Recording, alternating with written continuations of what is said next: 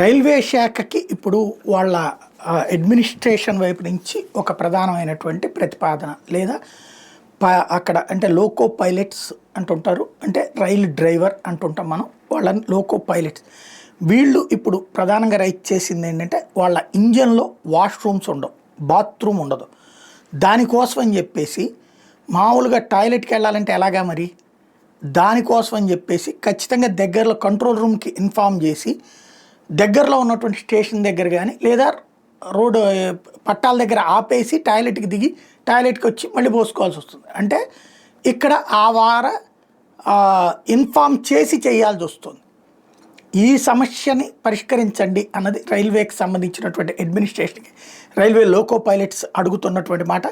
ఇంజన్లో washroom అన్న ఏర్పాటు చేయండి, లేదంటే హాల్టింగ్ సిస్టమ్స్ అన్నా సెట్ చేయండి అన్నటువంటిది అడుగుతున్నారు.